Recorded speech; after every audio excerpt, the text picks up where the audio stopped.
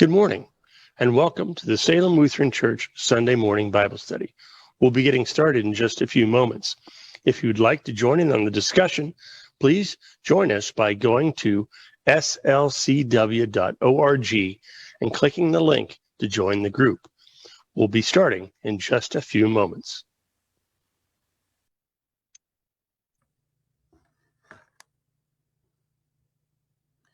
Well, good morning, and welcome back to our Bible study here at Salem Lutheran Church.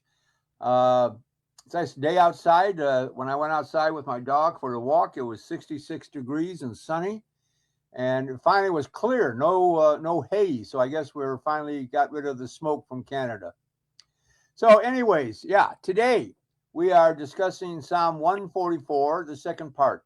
The last time we met, we didn't meet last Sunday because of technical problems, if I remember correctly. So that was 2 weeks ago. And if you remember, 2 weeks ago, we talked about Psalm 144, and we said that it was a Psalm of David, probably written after he had become king in the early years of his reign.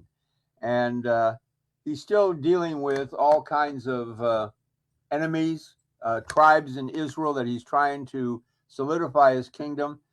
We mentioned the Philistines, the Canaanites, the Jebusites. And so this is early in David's career as a king. He's solidifying his power, trying to unify the land of Israel under his reign. And the Psalm opened up, we said, by talking about how being a child of God requires work, requires exercise, in a sense. I compared it to a sport team. Anybody who's ever played sports knows that if you're playing baseball or football or basketball or soccer or whatever the sport might be, you can't just show up for the games and start playing. You have to practice. I remember when I played football in high school and in college that we spent time in weight rooms, we spent time in practice, we spent time going over game film, all that kind of stuff, preparing ourselves, our bodies, our minds, in order to play the game. And David says that being a child of God is very similar to that you can't just say, I'm a Christian. You have to kind of work at it. You have to exercise at it. And I mentioned, I think last time we met, 5 different things that I suggested. And I'm just going to run through them quickly and then move on.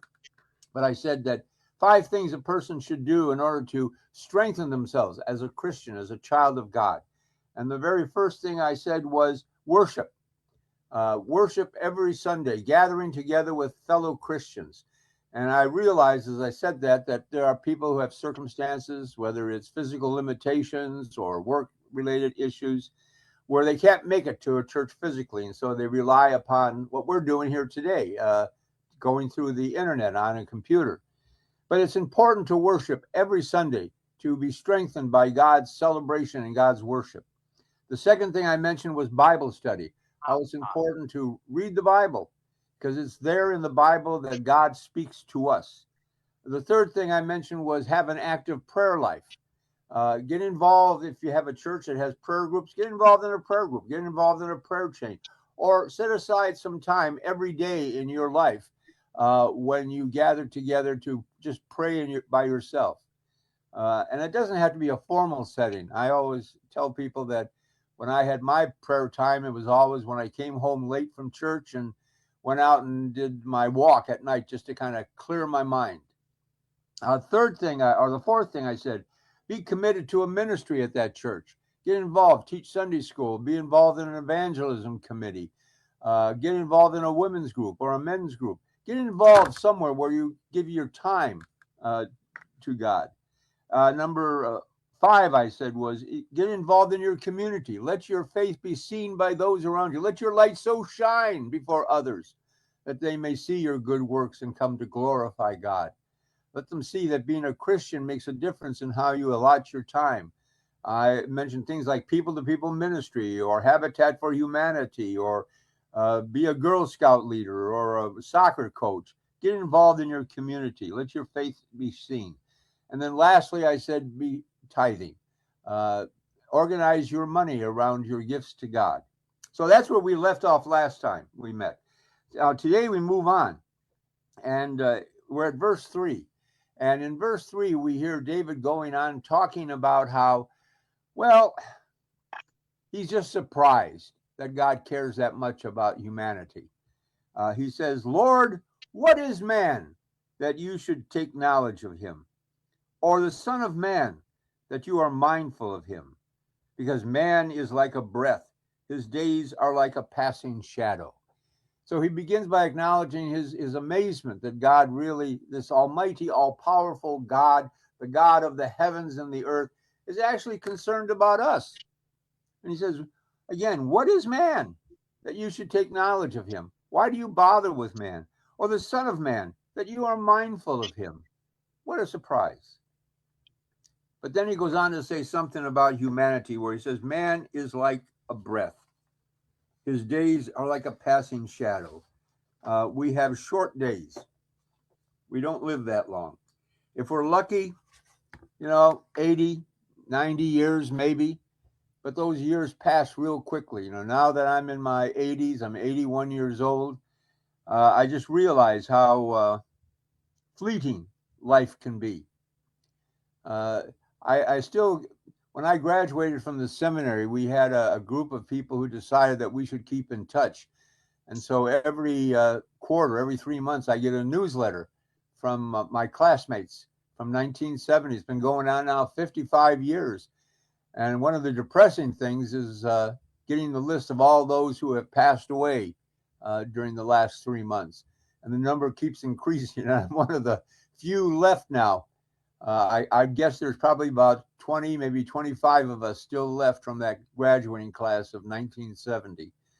Most of my class are in their 80s, and that's life expectancy. Life is fleeting, and life passes quickly. It just seemed like the other day I was attending the seminary, going out with my classmates, having fun, dating Doris, and all of a sudden here I am, 81 years old, and it seems like it went by that quickly. So what does that mean for us? Life is short, so make the most of it. Decide what is important to you. And one of the things I've always said is if you want to know what is really important to you, there's only 2 books you need to check. And that is your calendar book and your checkbook.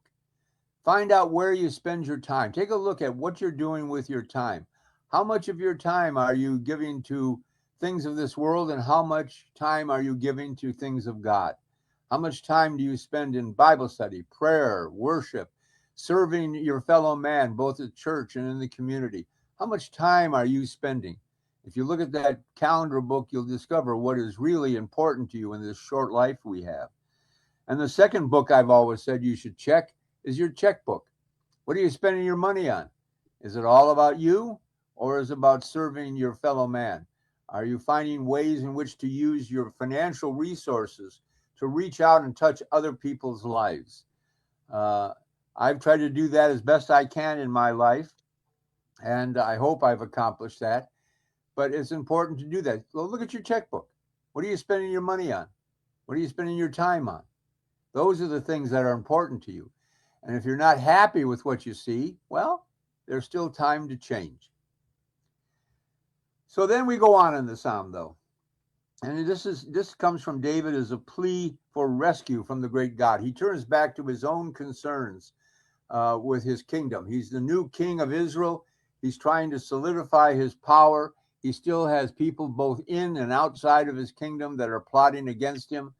And so he pleads to God for help.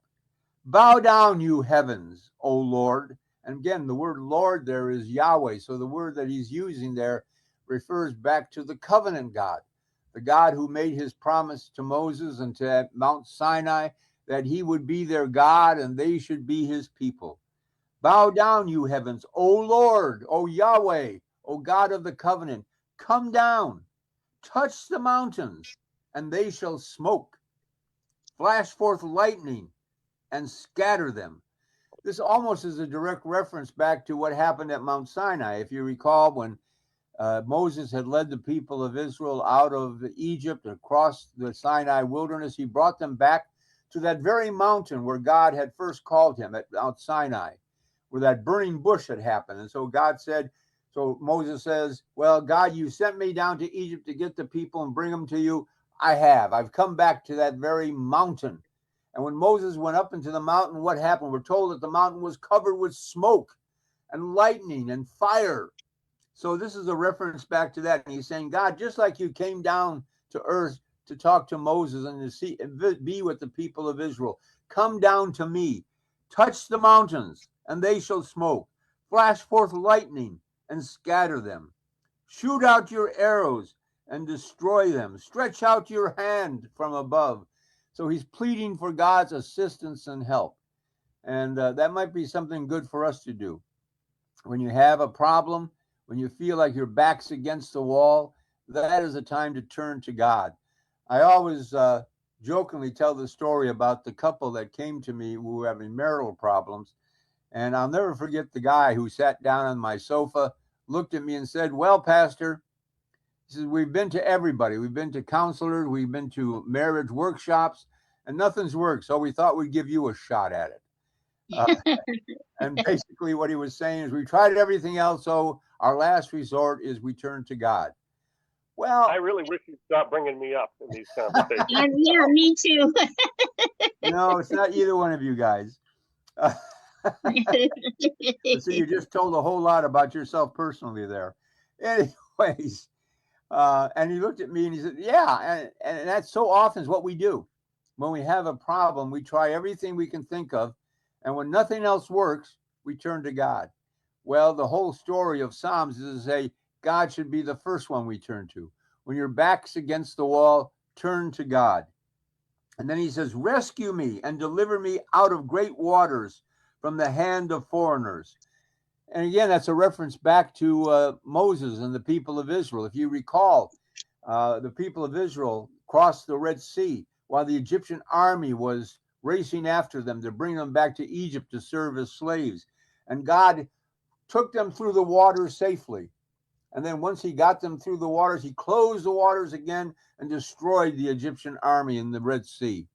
And so here we hear that reference back. He says, just like you rescued the people of Israel, just like you rescued them with the waters, so rescue me. Rescue this great land that you have entrusted into my care. Rescue me and deliver me out of the great waters. I feel like I'm being attacked, like the Egyptians tried to attack the Israelites. I feel like there are forces that are coming against me. And so he says to the people in the Psalm, just like that, we have those times in our lives when we feel like we're being crushed upon by forces outside of ourselves. And so we're asking God to deliver us, just like you did the Israelites from those waters and from the hand of foreigners. Deliver us, whose mouth speak lying words and whose right hand is a right hand of falsehood. People speaking lies against you, people talking about you. And again, I'm sure we've all experienced that kind of things in our life, where we have found that people have betrayed us, people have turned on us, people say terrible things about us, lie about us, gossip about us, and those all hurt when they come back to us. I know when they've happened to me, whether it personally or as a pastor of a church, it's really hurt when you hear that people are saying these terrible things. And so what do? Well, you could turn in righteous anger on those people, or you could just pray for them. And so here we hear David saying, God, deliver me from those people and their lying mouths. People, deliver me from falsehoods that people are saying against me. Deliver me from those kind of things. So he's asking for God's help as he tries to put together this kingdom that God has entrusted into his care. God has given him the land of Israel and the people of Israel as a sacred trust to guide and to protect. And so he's asking for God's help, even as we should. You know, I always remember that one of my prayers often when I was younger was when I became family, got married, suddenly took on the responsibility of a wife, suddenly had children. That's a terrible responsibility. And I so often felt just unprepared for all of that.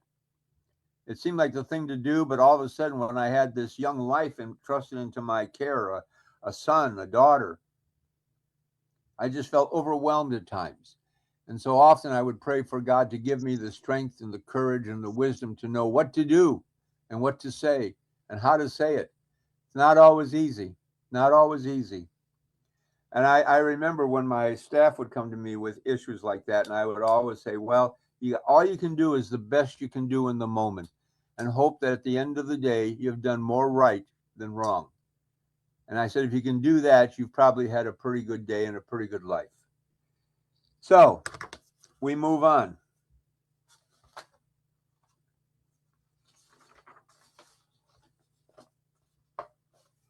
And now David goes on in this psalm to pray for peace. He says, I will sing a new song to you, O God. On a harp of 10 strings, I will sing praises to you. The one who gives salvation to kings, who delivers David, his servant, from the deadly sword. And so here he is praising God. And if you remember, David was a musician at heart. When he was a young boy taking care of the sheep, he would always have his harp. I guess the modern comparison would be a guitar. He would take his guitar out into the fields and he would compose songs to praise God. And so he refers back to that. And he said, I will sing a new song to you, O God, on a harp of 10 strings. I will sing praises to you.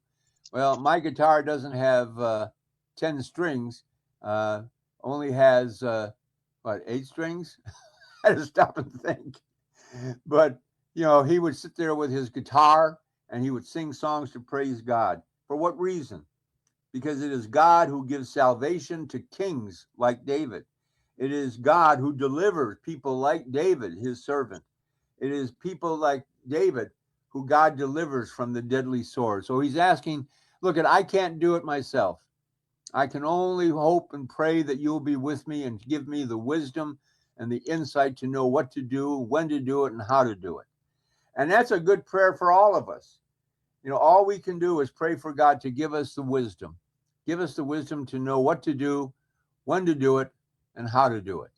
And so in your prayers, always pray for God to give you help and strength and assistance, just like David, as he tries to put together a kingdom in Israel.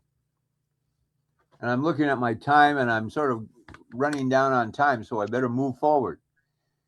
And so then David goes on in his prayer and he prays for God to be his constant source of strength, to deliver him from all of his enemies.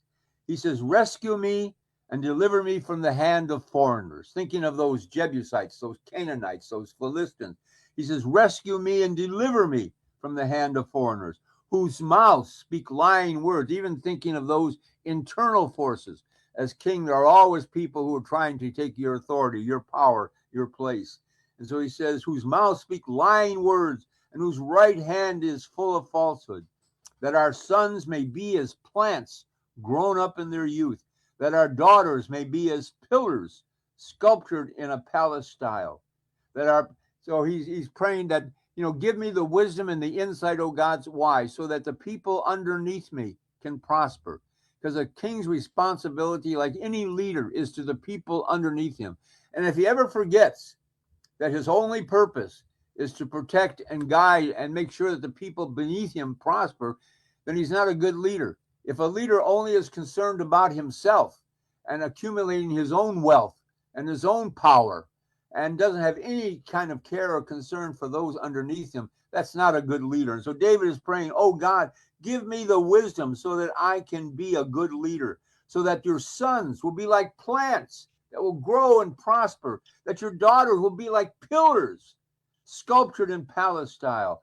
For what reason? That our barns may be full, supplying all kinds of produce, that our sheep may bring forth thousands and 10,000s in our fields, that our oxen may be well laden, that there may be no breaking in or going out, that there be no outcry in our streets, that there be peace in our cities, that there be no outcry, no pain, nobody being laid upon by other people. There be no breaking in or out of our cities. That there be no outcry in our streets. Happy are the people who are in such a state. Happy are the people whose God is the Lord.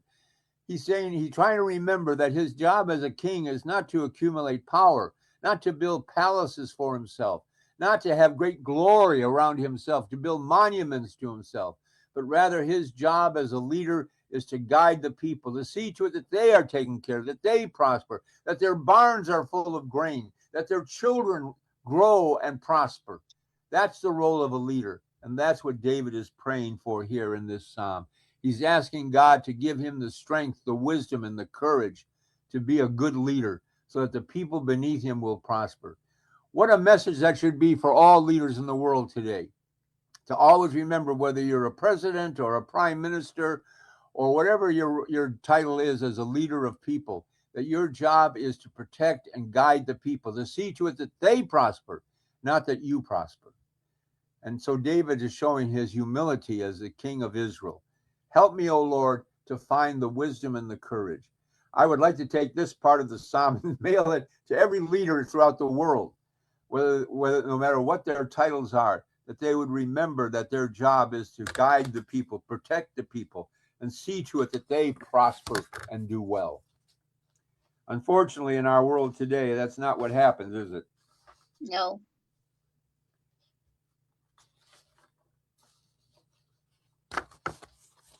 And that's kind of where the psalm ends. You know, the psalm ends with David's plea. David was a good king. Was he a perfect king? No. Did he have his faults? Obviously.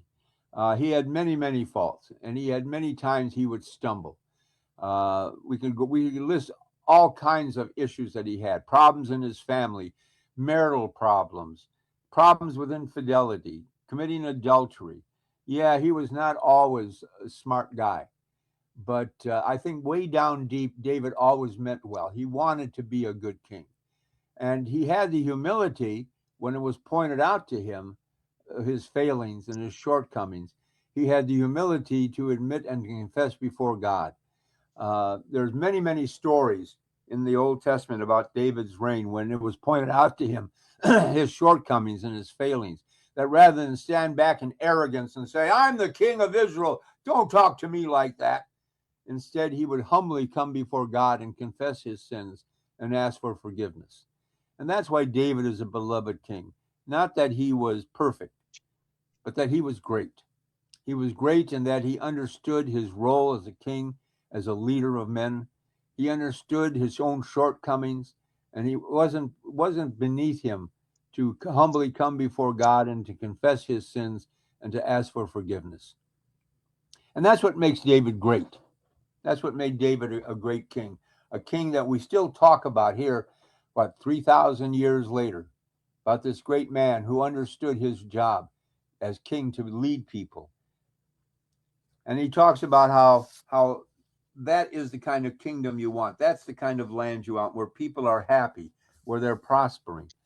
And if he can do that, then he will be able to lay himself down at the end of his days and be at peace. And he was.